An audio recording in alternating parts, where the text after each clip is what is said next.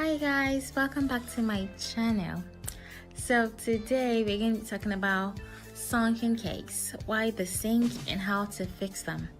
And at the same time I'm going to be showing you guys how to ganache the cake and still get really sharp edges even though they were sunken. So the first thing we're going to do is cut our cakes into slices, and I'm going to show you guys how to fix the sunken parts without wasting any part of the cake. So first thing you do is cut out the top, like the overhanging parts of the top of the cake, and then stuff it into the hole, like the sunken space in the middle of the cake. So I'm going to show you guys how to position this so it doesn't fall apart or so it doesn't break down. But before we go ahead, I'm going to tell you guys the reasons why cakes might sink in the middle. So the first reason is maybe you added too much baking powder or too much baking soda. It means it rose to a particular point, and then at a point the volume of the flour and sugar and whatever it was you mixed together couldn't hold itself in place to stay there, so it sank in the middle because it was too soft in the middle. So another reason is maybe you added too much fluid. This happens to me usually when I bake vanilla cakes, especially vanilla cupcakes. Seriously, when you make cupcakes that look like that because you added too much whatever it was you added, just throw it away because nobody wants to eat that. There is no way of fixing it, and you don't want to give anybody's child that kind of cake to eat. So in the case of cupcakes, just dump them and make new ones. So the third reason is maybe you opened the oven too early. Usually when you're making maybe a cake or a set of cupcakes, it's best usually when you're making cupcakes, it's best you leave the oven till maybe a few minutes to the estimated time of baking before you open the oven to check if it's okay. The same thing with cakes. You shouldn't just open your oven at any time, because every time you open the oven you're letting out heat from the oven, and the point is to preserve the heat because it's the heat that bakes the cake. So if you let out heat, it means when you close back the oven has to reheat. I don't know if that makes sense.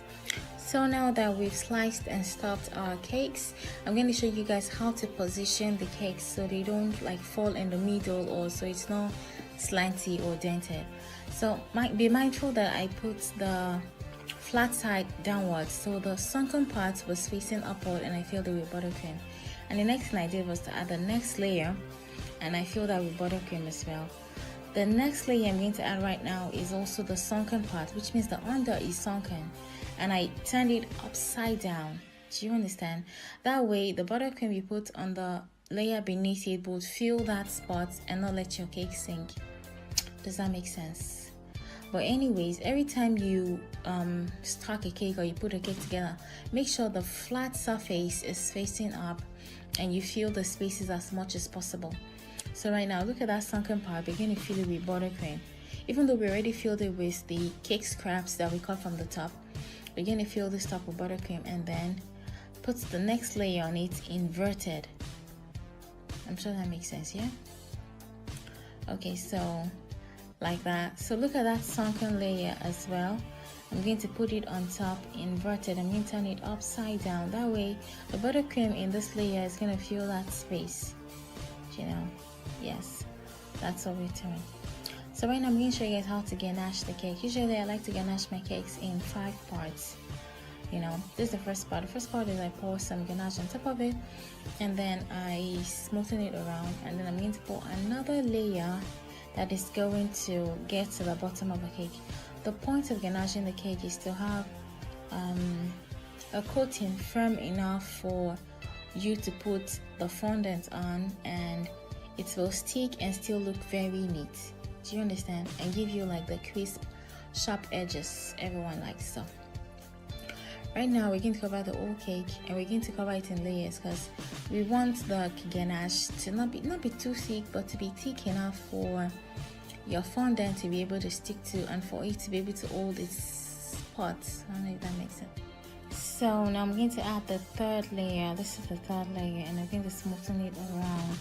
And be mindful, for every time you leave your ganache out, it starts to firm up. So you should warm it up at intervals in the microwave for maybe 5 to 10 seconds, 10 seconds, so to be easy to work with. That way it's more liquidy and to be easier for you to work with. So now this is the first layer. It is really easy. You just want, it's just like your layering makeup. I don't know if that makes sense. You're going to put the first layer of foundation, especially if you have maybe problematic spots on your face. The first layer of foundation, allow that to firm up and then apply another one. That's exactly the same thing we're doing here. You don't have to wait for it to firm up. As you're working, it's firming up. So that's the more reason why you have to melt your ganache in the microwave at least maybe 2 or 3 times before you finish this step, because it sets up pretty fast. So this is the 5th layer. So this is basically just sealing everything and for it to be smooth and nice. So we're going to smoothen this around and then scrape it. And when you scrape, make sure you're holding your scraper like upright. That way it won't be slanty or your cake won't bend. That way your cake will be straight up. So thank you guys for watching. I hope you learned 1 or 2 things. So like and subscribe and share, and I'll see you guys in my next video. Anywho's, those 2 cakes finally became this cake, this cigarette cake, and this forex cake. Thank you guys. See you next time.